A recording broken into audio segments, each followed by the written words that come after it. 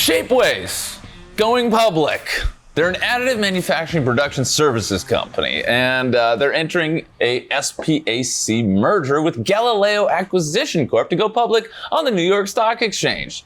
I swear, it seems like every other day there's another 3D printing company going public, and that means we have more to cover in upcoming news episodes. Make sure you're subscribed. Now, the combined company will be renamed to Shapeways Holdings, Inc., and is expected to list under the name SHPW on the NYSE. Now, the new company will be led by current Shapeways CEO Kress, who says, "Our vision to enable anyone to rapidly transform digital designs into physical products is reaching a significant milestone today as we transition Shapeways into a public company.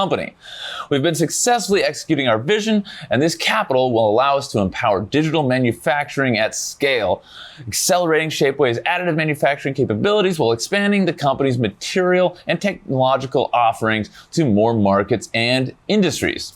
Now, Shapeways has been a big player at the heart of the additive revolution that started more than 10 years ago. Now, like many other 3D printing companies, Shapeways has chosen to go public through the SPAC merger approach.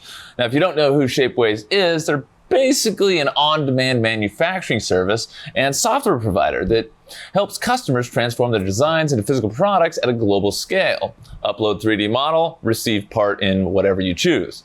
They basically make industrial additive manufacturing accessible through their fully digitized end-to-end manufacturing process, providing 11 different additive processes and more than 90 materials and finishes.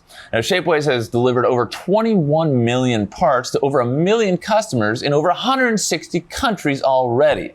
Now, the digital manufacturing market is expected to grow from its current state of about 39 billion to around 120 billion by 2030, disrupting the entire global manufacturing market along the way.